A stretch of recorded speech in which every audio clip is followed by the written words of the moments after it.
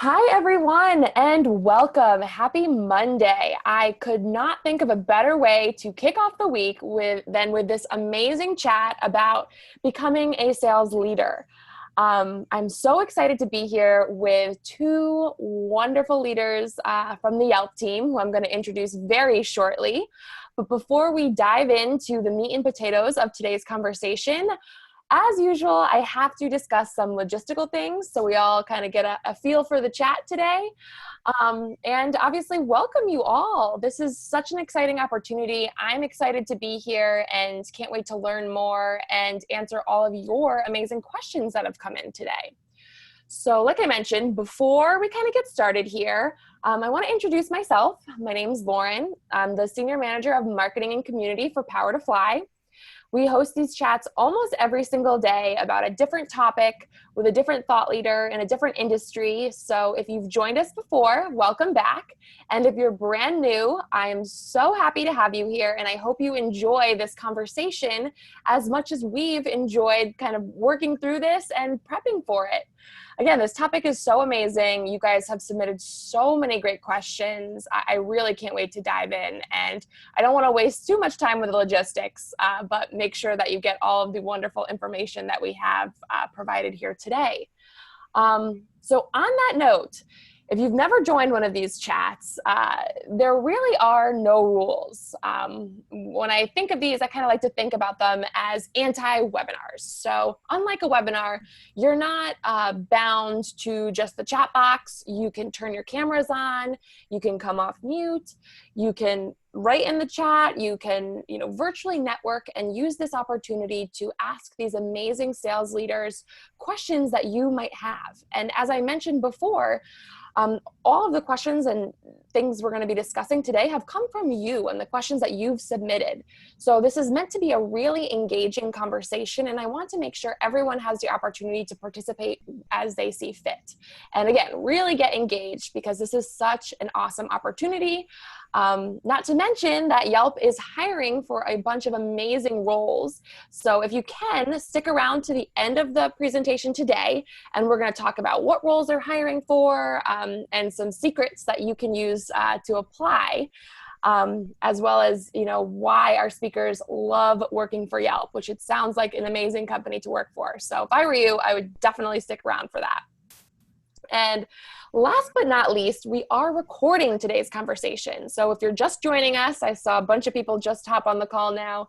Don't worry, or if you're tuning in later in the conversation, I'll be sending out an email with a link to this recording and any of the amazing resources that are touched upon today. So you can go back, check out the links, check out all of the wonderful tips that our speakers provide today, and obviously share with your network or your company so we can all become better leaders at our organizations.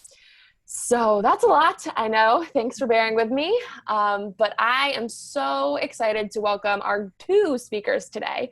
So I'm going to start with Sahr. I would love for you just to give us a little background about you, what you do, where you come from, and then, I'll let Johanna kind of talk about why we're having this conversation today in just a bit. Perfect. So hi, everyone. Thank you for joining. This is really exciting for both me and Johanna, but I'm Sahr and I'm from Omaha, Nebraska originally. So I grew up there from the Midwest. I love the Midwest. So if anyone's from the Midwest, yay. I went to school out there, and after graduating college, it was really time for me to leave the Midwest. Even though I love it, I knew there was bigger and better cities out there. I was always attracted to San Francisco, but prior to moving to San Francisco, I actually moved to Phoenix, Arizona, where I started my career at Yelp. And I started as an account executive. So I was on the phones making cold calls to local business owners, getting them excited about Yelp and Yelp advertising. I did that for a little over a year before moving to San Francisco. And I've been in San Francisco for the past 5 years. So I've loved every part of San Francisco. I love the culture here. I love how beautiful it is, how there's always outdoor things to do. There's also city things to do.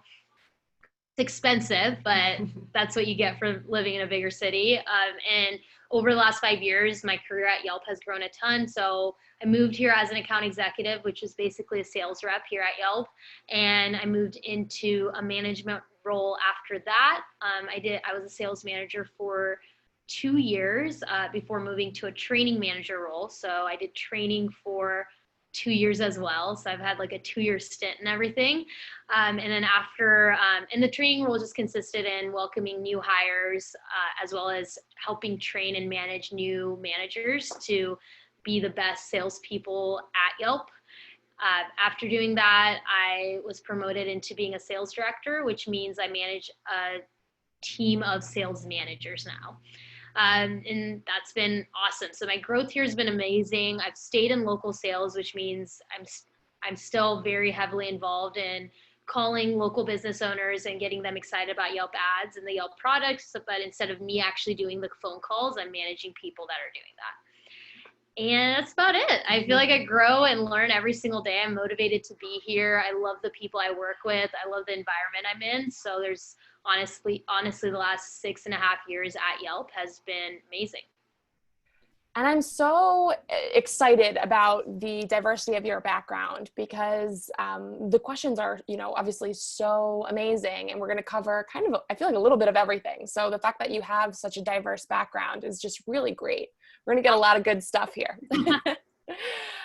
Okay, amazing. So let's also introduce our second speaker, Johanna. So tell us a little bit more about you and your background at Yelp. Yes. So hi, everyone. Thanks again for joining. My name is Johanna, and I've been with Yelp for almost a year, but it'll be a year in June. And I started out as a sales recruiter and then was recently promoted into my current position, which is Diversity Recruiting Specialist, which is kind of what brings me here today and got me to working with Power to Fly. And I also grew up in the Midwest, similar to Sahr. So my family moved over from Europe when I was little. And yeah, we grew up in Michigan, and that's where I went for my undergrad, and then also got my master's at Indiana State University. And I always had a huge passion for social justice and wanting to be more involved in that, especially in when it comes to my professional career. And so I always had this aspiration to be in recruiting and impact an organization by making sure to create a diverse and inclusive environment. And I got the opportunity when I came to Yelp, and I had only been in my sales recruiting position for about 6 or 7 months before I was able to move into my diversity recruiting specialist role, which, I'm super blessed to have had that opportunity, and for it to happen so quickly in starting at Yelp. I think it's also just another testament to how great Yelp is when it comes to, promoting from within and really advocating for people who are excelling in, some area of their career, and how can we continue to develop them. And so, yeah, it's been really exciting to be part of Yelp's org and recruiting team and all of the work that we've been doing. That's amazing. And again, so excited to dive into all of these questions and hear from both of you about your experiences. But I did just want to quickly, touch upon the fact that, we are partners with Yelp, and that's kind of why we're able to do this chat today. So Johanna, I don't know if you wanted to just touch on quickly, what really brings you guys to the stage and why this topic is so important for the Yelp team. That would be wonderful. Absolutely. And I think, it's no secret that we live in a country and in a world where things are inherently unequal. And I think so many of us are working on making equality more present, especially within our workplace. This is where we spend majority of our lives, which is at work. So you definitely want to be in an environment where you feel comfortable you bring your full self to work and bring your authentic self. So that's one of our values at Yelp is authenticity. And so we want to create an environment where people are able to do so. And, actually 52% of our leadership are women. And it does kind of decrease as we look at women and women of color in those leadership positions. But, so diversity is very important to Yelp. And we're being even more intentional when it comes to increasing our diversity efforts. And I think the fact that we're doing this chat and my even, being in my position and being able to partner with organizations like Power to Fly is indicative of our commitment to really devoting resources and time to making sure that our work environment is a place that celebrates diversity and is inclusive, and we create a sense of belonging and community within the company, because we've only hit the tip of the iceberg, even though Yelp has been around for a long time. But we're still reaching our full potential and continuing to build on working on building an environment where everyone can be their authentic self and focus on excelling in their role and not have to worry about other things. And we don't stop being who we are as soon as we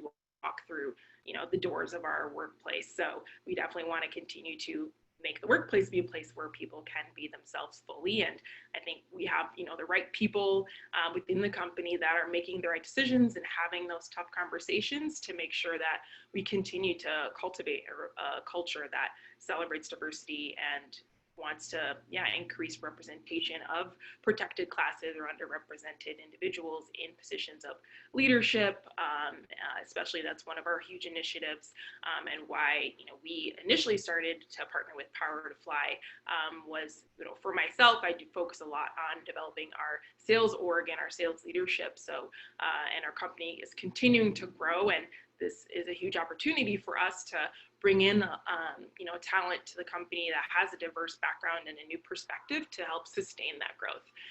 So sales manager positions, one of the positions we're hiring for in our various locations that we really want to have more representation of diverse individuals. So yeah. It's amazing. And 53% is a big number. We work with companies, large enterprises and very small startups, that are, working to get to the 20s and 30s. So the fact that you guys can say 53%, it means that you've done the work to get there. And I applaud you, Johanna, for saying, we've gotten here, but we have a long ways to go. I think it just makes this conversation so much more powerful because there have obviously been things that you guys have done as individuals and as a team to help get there, because that's a really big accomplishment. So I definitely applaud you all to that. Yeah. Awesome. So let's dive in here. So if you've attended one of these chats before, I like to pop all the questions up on the screen really quick so you can get an idea of how we're going to be ebbing and flowing through the conversation today. So I know I said this before and I say this a lot, but we have a ton of questions today, a lot more than we usually have. So I'm going to try and get through as many as possible. But again, if you do have additional questions or follow-ups to any of the answers that Johanna or Sahr provide today, just pop them in the chat or come off mute and ask them, and we can, pepper them in as we go along. But here's page 1, and then I'm just going to pop page 2 on the slide as well. So very excited to dive in today. And like I said, we're also going to talk about those open roles that Johanna just mentioned at the end of today's call. So definitely stick around. But let's dive in. So high level here, why are women so underrepresented in sales? I'll kick it off if you don't mind. So I would say, like I mentioned at Yelp, we actually have a good balance, which is something that we're definitely proud of. But, I know that's not the case at every company, and this may be a huge generalization, but I think that, most people associate certain traits to a role like sales that aren't traits typically associated with qualities that women have or aren't celebrated when women exert those types of traits, or it's not often met with positive reinforcement. So, like being assertive and persistent and commanding, and I think so. We have these biases that have been kind of put into our minds over time that that's what you need to be a successful salesperson, and those are attributes that a lot of male individuals have. So it must be a male position or industry. But obviously we know that that's not the case. And also I think it, a lot of times when people think about sales, there's some attributes that people don't automatically think about, to the opposite of assertive, someone who's also empathetic and understanding and sensitive. I think those are also attributes that make a really great salesperson. But those are associated usually more with, females. And so I think there's kind of that disconnect that has happened over time that, this is the one mold that fits for a successful salesperson. And we obviously know that that's not true, and women are just as capable of being assertive and empathetic and successful in their role as a salesperson, just as a man would. So I think there have been kind of things over time that we've this picture in our mind of what a successful salesperson looks like. And I think even in the language that we use of now, we say salesperson versus, salesman, which is, how we used to kind of classify that role. So I think that even just shows that over time we've realized that women, can be assertive, and that's something to be celebrated. I think the more we see that, I think the more doors it opens for women to be successful leaders in sales. I agree. I don't have too much to add. I think sales is an uncomfortable job. You have to put yourself out there. So you have to get outside your comfort zone. And women from an early age are taught to not go outside your comfort zone, to not step over any lines, to not push any boundaries. In sales, you have to do that. Like, in order to get a sale, you have to Johanna's point, be assumptive. You have to command some situations. You have to be solutions oriented. And women from an early age are taught to not do that. And so I think that's why they're probably underrepresented. But to Johanna's point, I also feel like that's not necessarily true. Especially in the environment we work in. At Yelp, I don't notice that there's less women than men. At times I feel like, where are the guys at? Like, there's a bunch of girls in here, which is great. So I think it's a lot of the characteristics that Johanna was talking about. Yeah, absolutely. And that perfectly kind of ties into this next question. When you began your career, did you ever imagine that you would be a leader in a male-dominated profession like sales? What was that like? Thank you. It was funny. I was trying to answer this question, or I was trying to think of how I was going to answer this question. And I don't feel like I've ever really noticed, or I was never raised to notice that this profession is male dominated versus this profession that's women dominated. So I would have to credit my parents on that. I grew up with an older sister, and my mom and my dad, but there's 3 females in the house and 1 male. And usually if people grow up in that environment, the females kind of dominate. Like, my dad's pretty, we definitely were the louder voices in the household. So I think growing up, I was never raised in a way like, oh, you have to do this profession, or you can only climb the ladder here because of X. I never felt like gender was an issue. So when I first started my sales career, which I did start at Yelp, I think I was lucky to be in an environment where I saw a lot of women leaders, and I saw a lot of women being promoted just like males. So I never thought twice, like, oh, I don't think I can do this because this seems very male oriented. In fact, I was always encouraged. And I think the reason for that was just because of my network. So one, my family and my parents and my sister always pushing me to be the best I can be. And also the network I formed, my professional network I formed within work, that never necessarily stopped me. So no, I didn't really imagine myself being a sales leader, but it didn't have anything to do with me being a female. That makes sense. No, that's great. And, do you have any advice for, someone who maybe is, well, actually, we're gonna get to that later. I'm gonna hold that question. Now that I just kind of cruised through this, but let me get to the next one. So it sounds like you had a ton of wonderful female mentors, and like you said, network, which is so, so important to, climbing the ladder. And I love the saying, like, lift as you climb. So as you've gone through your career, who has been really inspirational to you and why? So for me, it's funny because I have a lot of inspiration. I would say 3 or 4 out of my 6 managers have been women. So those are easy inspiration because I see them doing the job that I eventually started doing, and I saw them excel really well. Outside of work, definitely my mom. She is very inspirational in every single way. She's extremely strong. She's extremely confident. She works her tail off to this day. But I would say my number one inspiration is actually my grandpa, who is a male. And the reason he's inspirational is just because the passion he has for the work he does. So he's a doctor, he's a physician. He lives in Pakistan, where my family's originally from. And he is 85 years old, and he is still a practicing doctor. So he still goes into work 6 days a week. And the reason that's inspirational to me is not because he's an amazing doctor and he has all these accolades that he's kind of built up over the last 50 or 60 years of his career. It's because he truly loves what he does. And that inspired me a ton as a kid. Even when he was on vacations, he would talk about, we'd be like, oh, like, we call him Nana. It's like, Nana, do you miss home? Or do you want to, like, what are you missing about home? He's like, I miss my patients. Like, I really want to see them. I'm really excited to go back and see them. And that always struck me when I was little.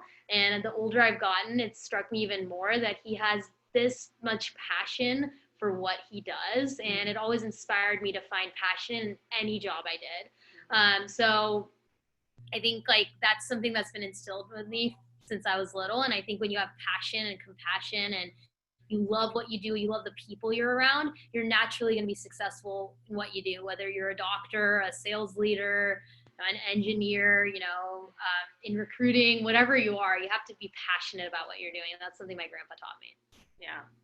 What about you, Johanna? For me, it would have to be my mother.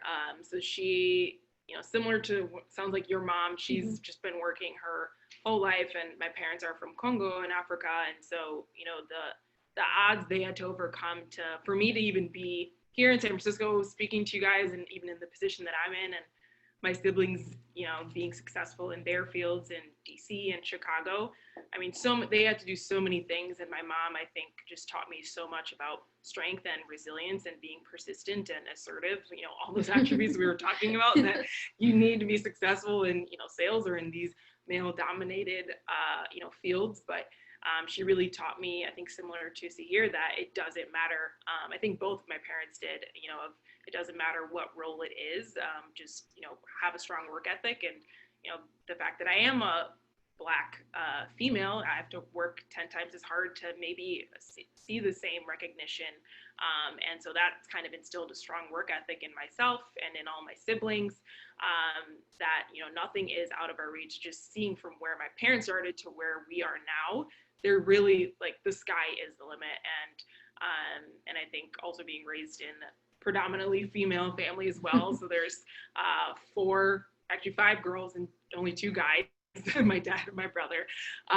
So, really seeing a lot of strong women around me has also shown me that there is really no limit to what I can achieve. So I think my mom and my siblings and my dad too, I would say, have all been very inspirational for me. I love it. Coming right off of Mother's Day, gotta thank the moms. Exactly. It's so important, but I mean, that's just wonderful. Thank you both for sharing.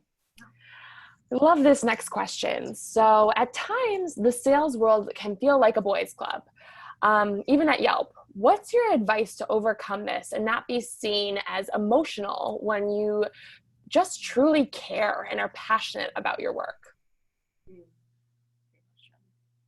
I can Yeah, start. you go ahead.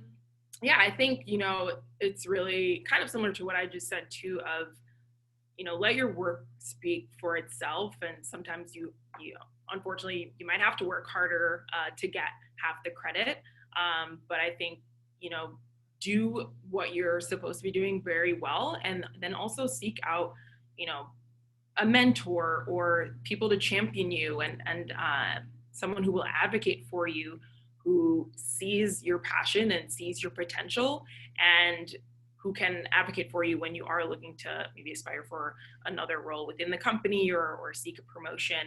And so I think, those are some steps that you can take to kind of cultivate a community within your workplace, so you don't feel like it's just you, and so you have someone to bounce ideas off of or learn from other people's experiences. I think that's a huge thing. I think we as humans just thrive in community. So I think the more we connect with those around us, the more it benefits us, and we're able to succeed, not just personally, but as a unit. And I think, as far as coming off emotional in certain situations, I know that some work environments, people do kind of frown on people being overly emotional. In my eyes, I think we could do with more vulnerability in the workplace. I've been reading and watching a lot of Brene Brown, so I'm all about vulnerability, and she's amazing. If you haven't watched that Netflix special, you should watch that. But I know in some workplaces you have to be a little bit more mindful of how your passion comes across, and I think as long as you're coming from a side of empathy and also being able to look at things objectively and communicate your feelings clearly, you shouldn't be afraid to stand up for yourself or make your stance known. And I think sometimes it takes a little bit of figuring out how to communicate that. And I think that's where, again, it's important to have a mentor or someone to go to so that you can kind of think these things out loud and then go to whoever it is that maybe you need to discuss this issue or idea that you have, so that you don't come off too emotional, or maybe they're distracted by emotions. But I personally love vulnerability, and I think that creates trust in each other, especially in a workplace where I think it can sometimes feel like, okay, you have to be heads down and that's all you have to, be focusing on. But I love connecting with people. And so I think being vulnerable with one another is how you get to that next level of connectivity that then also leads to better creativity and innovation in your role and as a team. So that's my personal answer. Yeah, I agree with all of that. I especially agree with creating a network and an outlet that you can reach out to. I would separate facts from feelings in this. This is something that I give advice to my sales team all the time. So sorry to get preachy, but I guess figure out is it a fact that there's a boys club, or do you feel like there's a boys club, right? So if you feel like there's a boys club, there's a deeper issue. Why are you feeling that way? Are you left out in meetings? Are you not speaking up when you have an opinion? Is your opinion being shut down? And if those things end up actually being facts, right, then there is a problem, and that's something worth speaking up about, right? Reach out to HR, reach out to your manager, reach out to someone that is going to advocate for you and help you kind of break this barrier, because then it's a big problem. If you realize the answers to those are no, you can speak up, your opinions are being valued, then that feeling might just be you feeling that way. And in that case, go with what Johanna was talking about, speak up for yourself, let your work speak for itself as well, and understand if there's a boys club, create a girls club, do some, I think we all have the power to do these things, and sometimes we just and understandably so, can feel like we're just getting shut down, or we're feeling like we're not included, or feel like we're getting pushed out. Then create your own version of it, use your humor if you have it, have fun with it. But first step is facts from feelings, and if the facts align with how you're feeling, then do something about it. And honestly, boys club is not a good thing, and feeling left out is not a good thing, and that's something HR should probably be aware of, as well as your manager, so we can get some advocates on your side. I love that, separating facts from feelings.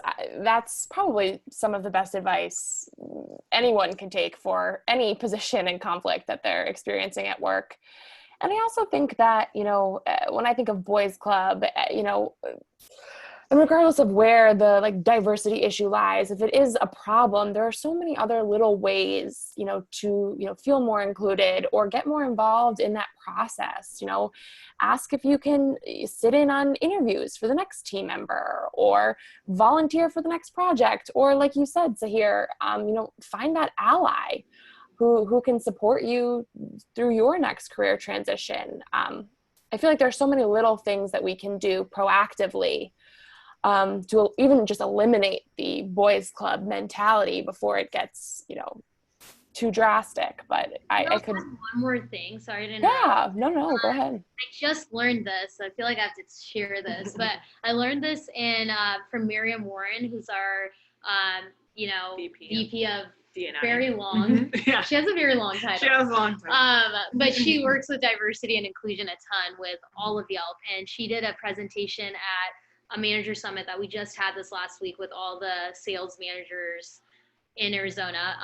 But one thing she talked about was diversity and inclusion, obviously. And she talked a lot about how people from, I forget what the actual term was, but people from similar backgrounds or that look alike, or maybe went to the same school or are the same gender in this case, are likely to gravitate towards each other. And they're not actually doing it on purpose. They don't realize they're doing it. It's unconscious. Yeah, there we go, unconscious. And so if there is a boys club, they might not necessarily know that they're doing it on purpose. They might not know the impact that they're having. Like their intent isn't bad maybe, but their impact is obviously. And so also like letting that group of people know, like, hey, this seems a little bit of like a situation where I feel left out. Can we do this way? And like making a plan with them. And I would argue, like, especially if they're reasonable people to work with, their eyes will open up and they might not even realize they're doing it. Yeah. And I think on that point too, also, I know we want to get to the next question, but yeah, I think that is a huge thing where it requires people to be vulnerable enough to admit that, okay, maybe I've unconsciously or subconsciously been gravitating toward this group of people, or maybe I'm only looking to, people who look like me or grew up in the same town as me to promote. And again, it's a natural thing to gravitate towards those that you have these strong similarities with.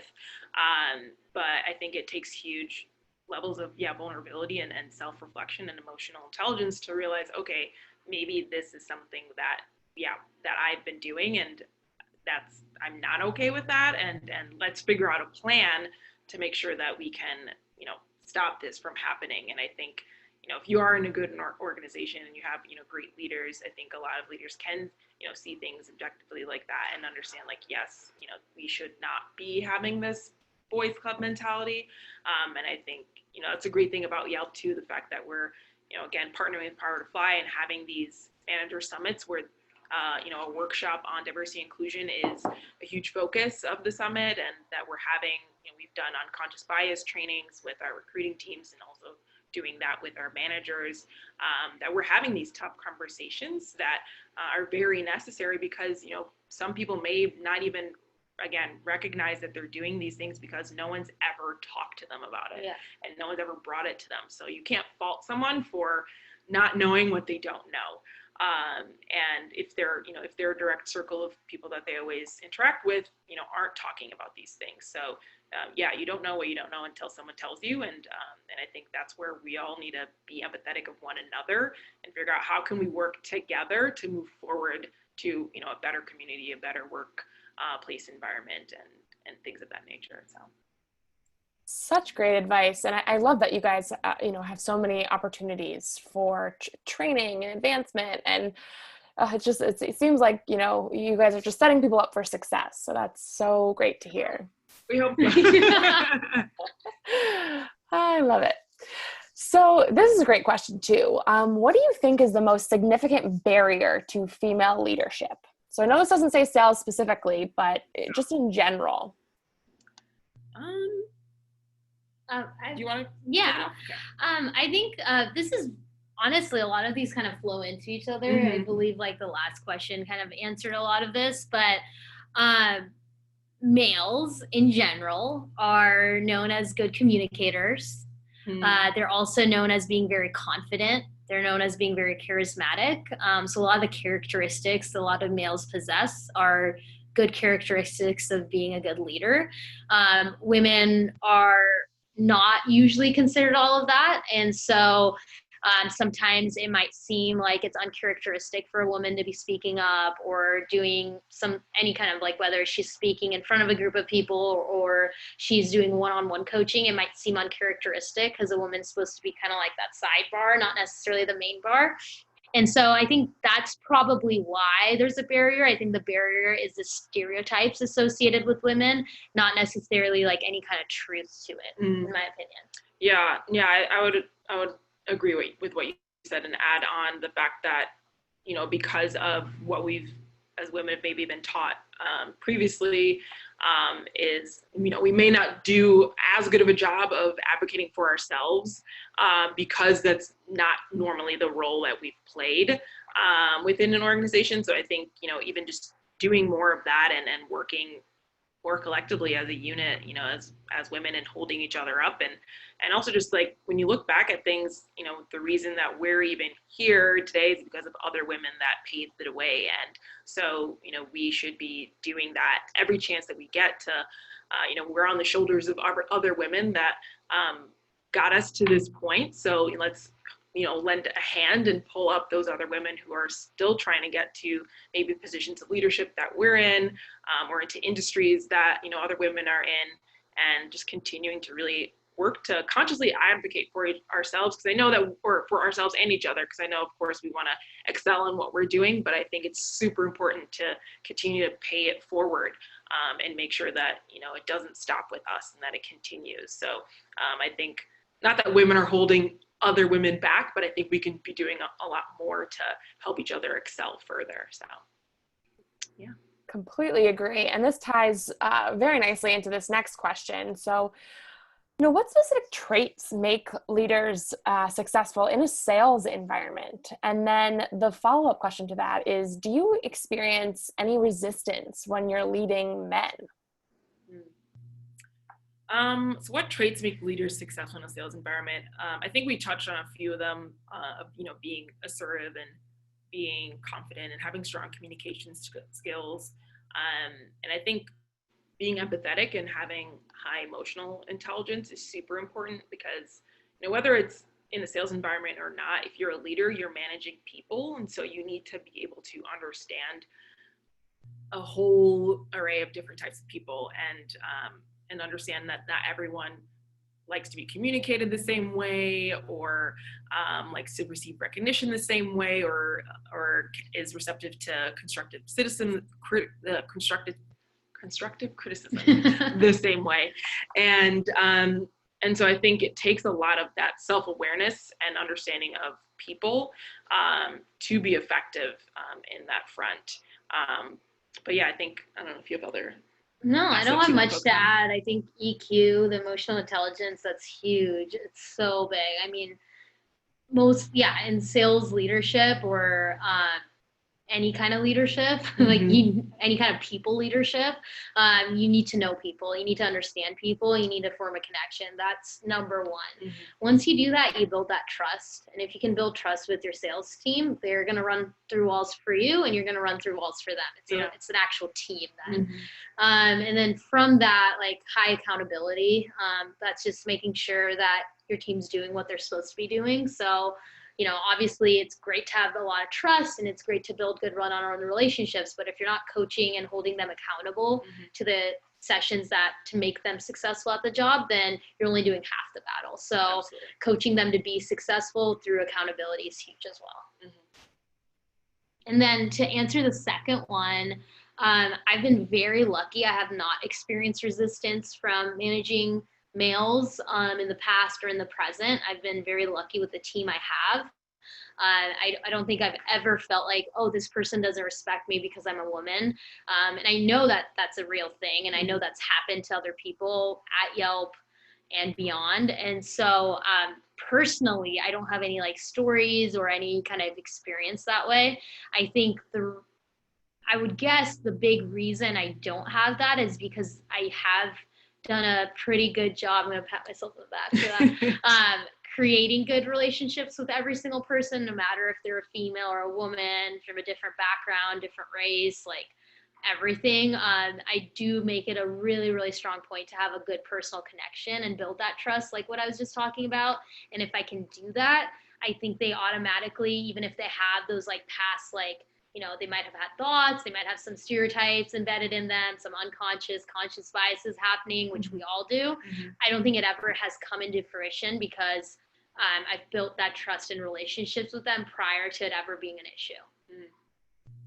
That's great. And really kind of that is the answer to this question, build the trust with your team.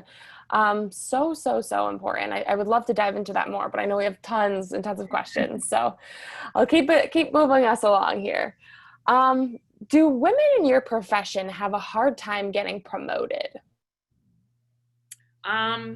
I feel like at Yelp, it's not hard, which is, I think we're super lucky to be at a company where it isn't that hard. I think, it's really important to just, again, let your work speak for itself. And if you're doing the work and have a strong work ethic, are strong at communicating, what it is that you aspire to accomplish. Like I mentioned, I had only been with the company for less than a year, and I was moved into a position that I had voiced before. I had a desire and a passion of doing within recruiting, and now I'm in it. I think same goes for Sahr, how she's been able to move up the ladder, and so many other women within Yelp have had the opportunity to move about the company. So I think, we're very lucky that, Yelp has created an environment where it doesn't matter what gender you are, or ethnicity you are, whatever it may be. It's really about the work that you put forth, and if you also just believe in what we're doing here and the impact that we have on surrounding communities, that is ultimately what we look at. And I know that's not the fact in some other companies and organizations, which is unfortunate. But I think, for us at least, I think we are in a pretty great place. Yeah. I think generally, probably, yes. Mm-hmm. Women have a hard time getting promoted for all the reasons that we've said before. They're afraid to speak up, or they're looked down upon. Maybe they're looked as emotional and can't handle a higher level position, what have you. But I'm going to echo what Johanna said. We've been lucky that I've never felt that way at the company we're at. Mm-hmm. And I like what you said, Johanna, where you said, I brought this up, when I had first started. Mm-hmm. So I'm kind of curious to know, are these promotions something that you guys have advocated for yourself? Was it something that, there was a role open and you kind of applied and filled it? Or kind of what did that look like in Yelp? Because that's really important too. Yeah. So for me, it was, I got into the sales recruiter position, and I would have my one-on-ones with my manager, which I think is super important to meet, weekly to discuss how you're feeling, and for the manager to understand, what are your career aspirations, because we all know you're maybe not going to stay here forever, or you have, personal goals that you would like to achieve, and that's connected to your profession. So how can we make sure that those things are aligned as much as possible? And, I've voiced my passion for social justice and wanting to just create a more inclusive world around me. And at the time, there was another colleague of ours who was doing more of these diversity initiatives. And so my manager encouraged me to reach out to her and to reach out to Miriam, our VP of D&I and Belonging, and to have these conversations with them of how I can continue to help them and whatever initiatives our company has alongside of my sales recruiter responsibilities. And so, I was able to do those kind of side projects and still impact the company in that way, just not fully as my role. And then 6 months go by and there's an opportunity for me to step into this role. And I think it's something that I didn't personally know that position was open and try and get my name kind of on the table or in the bucket for that. But I think just through my communication with my manager about what I was doing and how I had been partnering already with various people within the company on these diversity initiatives, kind of, I think, made it more of a no-brainer for her to advocate for me to step into that role. And I think that is also a huge testament to my manager for thinking of me and understanding what my motivations are and wanting to make sure that my time here aligns with those things. So shout out to my manager, Lauren Miller, for that. So I was very lucky to have another female in a leadership position advocate for me and to see see the potential in me and the passion that I had for this type of work. What about you, Sahr? Yes, I spoke up about it for sure on what I wanted. And I also had awesome mentors and managers that helped me get where I wanted. So I would say it was a combination. I don't think I was just like pushing. I think I'd like, spur up an idea, and then my managers would talk to me about it, and then it would become like a career pathing conversation, which helped a ton. So I think career pathing conversations with your manager, your leader, whoever it is are very important in order to get promoted. I would also say you don't have to have the title to be doing some of the job. I think like you can ask for extra help, right? Like it sounds like Johanna was like doing some things with Miriam without actually being in the D&I like department, right? And she was already doing diversity inclusion stuff.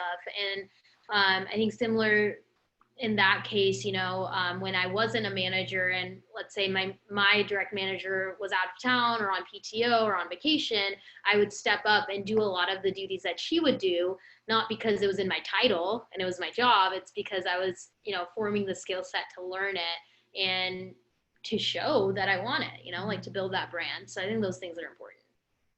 Absolutely. And that two unique situations that I think everyone can kind of take something away from and implement on their own career path journeys.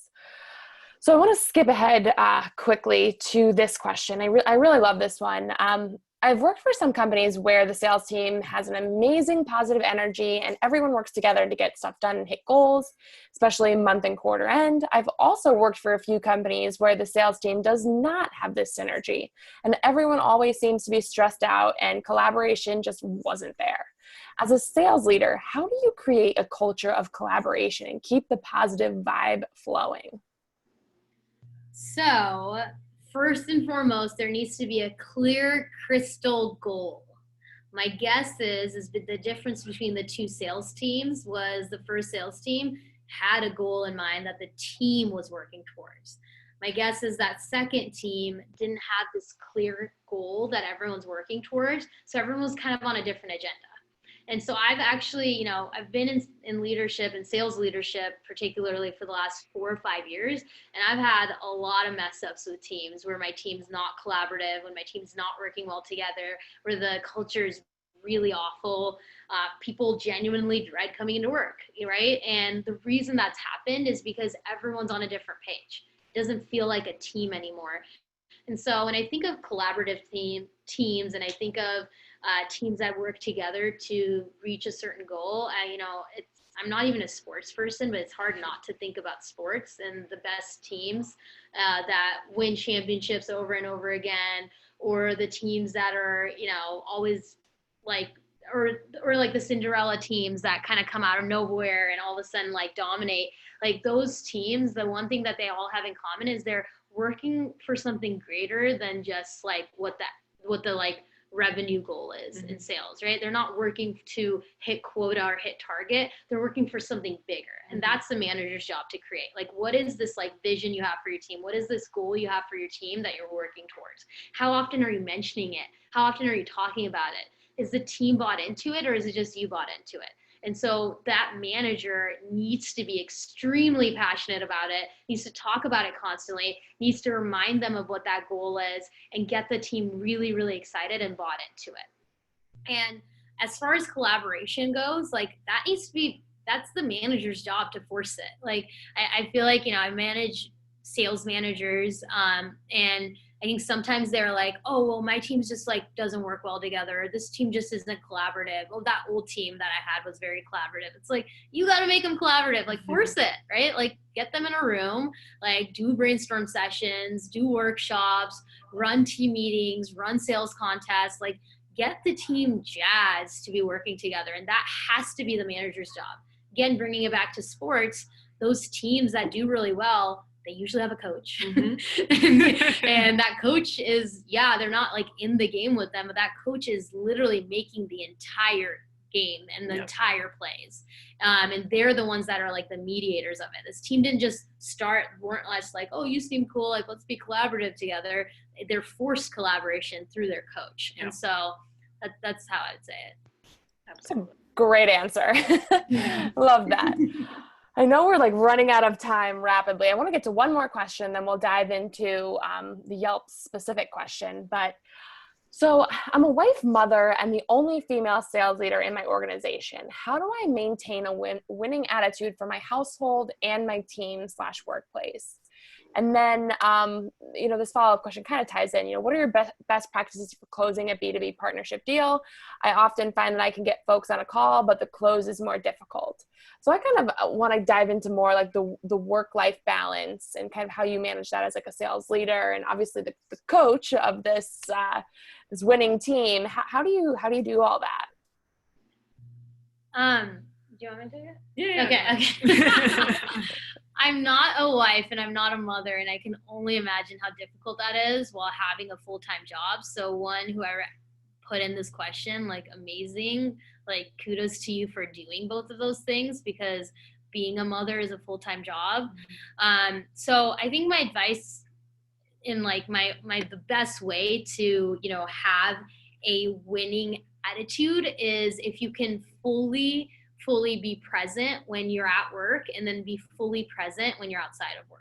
Like you have to be present. It's like being a sales leader, whether you're the only female sales leader or you're one of 10 female sales leaders, like you have to be present. Like sales is all about that now. Sales is about getting good conversations going. Sales is all about making sure that you're leading a team to success and creating that passion and energy with your team, like I was talking about in the last question, right? Like you have to be present for that. If your mind's at home, your mind's thinking about your kids, your mind's about 20 other things that are going on in your life, it's going to be hard for you to be present. And then the same thing holds true with when you're at home, right? When you leave your 8 to 5 job, leave it.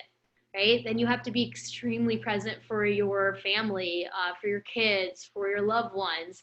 And if you're not present for them and you're constantly thinking about work and what you need to do and how you're not doing well and all of that, then your mind's going to be polluted and you're going to be like this absentee parent. And so I think, again, I'm not a wife, I'm not a mother. And so that would be my advice just in general when people are juggling a lot of things outside of work versus in work, is just to be fully present. Force yourself to be fully present.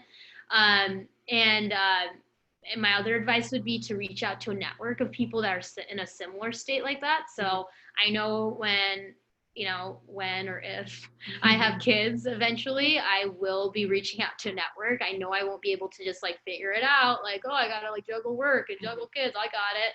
So I think having a community and network inside of work that maybe does that. Maybe if there's no one else in your work that does that, finding a community outside of work, really understanding tips and tricks to how to handle it. Yeah.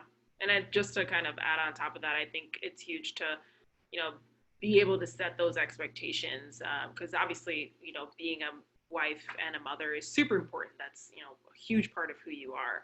And so I think, sometimes it's not going to be realistic to be able to leave, your family out of your head at work, especially if you say you have a sick child or something like that at home. And that's a part of you. So you're going to be worrying about that no matter what. And I think it's, about just setting those expectations, in the beginning of I have a family and my family is very important to me. And if something were to happen, and hopefully your workplace is understanding of that, I'm going to, leave and take care of that. I'll make up whatever time I need to, and make sure you have someone, there in place for you. If you have to step out, having kind of your co-leader or someone who can step in, should you need to, leave work, and deal with familial things happening. And I think, a great thing about Yelp too is that we have these communities that you're able to tap into, because we have Yelp parents, and we definitely, celebrate, new mothers coming back into work and having, having rooms where if you're a nursing mother, you can go in there and, take care of that. And because again, you're not going to stop being a mother as soon as you walk through the Yelp doors. And so we definitely celebrate that. And we've had events where you're able to bring your kid to work, and we have, toys and food for them. And so, these are things that, can be celebrated, and you don't have to feel like you have to keep it so separate all the time. But of course, you want to be able to do your job effectively. So there are moments where you're, when are able to just focus on work. And I think the same thing for turning it off when you go home, so that you can be fully present for your family. Love that. Thank you for sharing that. And, again, just kudos to you guys for the inclusive culture, because that's so important.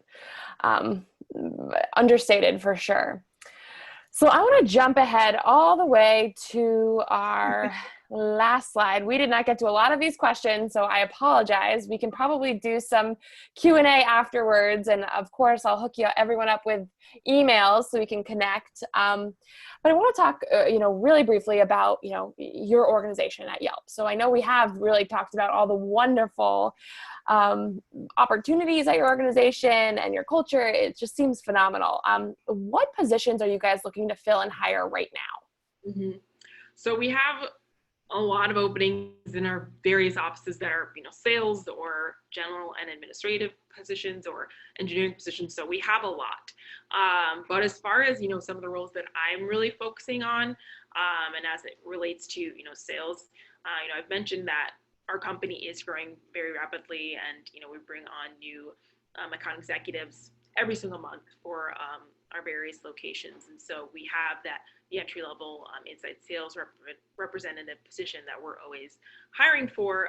But with that, we also are looking for a lot of great sales leaders to come into Yelp and help sustain that growth, and again, bring in a new perspective and bring in diverse ideas to the company, through their leadership. And so that is a position that I'm very actively working to source great diverse candidates for, is, our sales leadership. Because like I mentioned, we have a great amount of female leadership within our org, and another area that we're still working to increase those numbers is increasing ethnic diversity in our leadership as well. And so that is definitely an area that, if a great sales leader, female or otherwise, we're looking for any great sales leaders. But I think that is, that's an area where we haven't previously hired in such a large capacity. So it's definitely very exciting to bring in all of these different perspectives on a leadership level. And so I think that is obviously a big reason why we partnered with Power to Fly, was that we could tap into a network of exceptional sales professionals to come in and contribute to the growth that Yelp is having at this moment. So, but I know we're hiring a lot for a lot of our engineering positions as well, and also focusing on diversifying those positions. So been able to work with our engineering recruiting team a lot, and they're amazing too. So check out those positions. But yeah, so there's a lot. I could probably talk forever about the openings that we have, but those are some of the kind of high priority positions that I am focusing on specifically as a diversity recruiting specialist, which is super exciting to be a part of. Amazing. And the second question, I feel like you guys could spend another hour probably talking about this, but just quickly, because we have 3 minutes left, 2 minutes. What is your favorite part about working at Yelp? Yeah, I'll keep it very simple. Support. I can elaborate. I'll elaborate real quick. The support I've gotten, not only my peers, but from the people above me is, I believe it's one of a kind. I've been lucky to have most of my career at Yelp, so maybe there's this much support everywhere, but I do have a lot of friends outside of Yelp as well as my family, and the kind of support I get from my leaders and my peers, it's hard to find. Like, they're always rooting me on. It's like they're my biggest cheerleaders. I'm always getting, positive affirmations from so many different people within this company. So the support is amazing. Yeah, I would say, again, there's the kind of echoing what she said, there's so much support and I think energy at Yelp. And one of our values is being unboring. And I think I love that because I could be one moment heads down, sourcing candidates and doing an interview, and then it's like, oh, it's time for our wall sit challenge, and we're doing our timed wall sit as a team, or doing our plank challenge, or my coworker and I are pretending we're in an improv class and acting weird, and so we have those different moments where it's keeps it fun and exciting. Even though we are doing important work, but I think it's important to not take yourself too seriously all the time. And I think, as you have those moments of, I think that's also in a sense being kind of vulnerable, of just being kind of this silly person, at work, and that allows for more creativity and just excitement in the work that you do. So I do love the fact that I am able to bring those elements of my personality to work, which keeps it fun. Amazing. And lastly, what is like a hot tip that you could give just for the Power to Fly community, about applying to Yelp? What should they take away today? I would say that, a huge thing that we look for, are people who are passionate about the work that we do here, and what Yelp provides to not only, the consumers who use it to find businesses that they can trust and are going to be worth their time and money to spend over there, but also, what we're able to do for these businesses who are on the platform, and how we're affecting, their livelihood, their small businesses, and that's huge, to be able to impact people in that way. And we're not a company that's, out there buying people cars to get them to, come here. It's really about believing in what the company does. And so I think it's really important, if you're going to be part of the Yelp family, to really believe in that, or just believe in the people that you're working with, because I think you have to be connected in some way to be successful, in your role, and be successful here at Yelp. So really showing that passion and understanding the work that we're able to do here, and how big of an impact it is, and believing in it. So obviously you have to have the qualifications to do the job, but I think understanding that and being proactive and doing your research, I think that shows a lot when you are going in the interview process, because it shows, okay, this person really wants this, versus, someone who's just taking interviews to interview. So I think, be really intentional, and always ask good questions. At the end, when they ask, have any questions for me, never say you don't have any. So I would say those are just like some interviewing tips there, but I think really just being intentional and being passionate about the work that we're doing here, as you're interviewing, I think is going to win you a lot of points. Amazing. Well, this was wonderful. Thank you both, Johanna and Sahr, for your information and just taking time out of your busy day today to chat with our community. I really enjoyed learning from both of your experiences and learning about Yelp as an organization. It just really seems like you guys have made a lot of strides in the right direction when it comes to diversity and leadership, and making women feel included in the sales world. So I really appreciate that. Thank you so much. Thank you so much for including us. Yeah, thanks for having us. Anytime. And like I mentioned at the beginning, everyone who's still with us, I'll be sending out a recording very soon, probably tomorrow or the next day, along with a link to follow Yelp on Power to Fly, so you can stay up to date when they post new jobs, new content, anything fun and exciting that's going on with Yelp. So thanks again for tuning in, and I really appreciate everyone coming out and joining us today. So have a great rest of your Monday. Bye, everyone. Bye, everyone.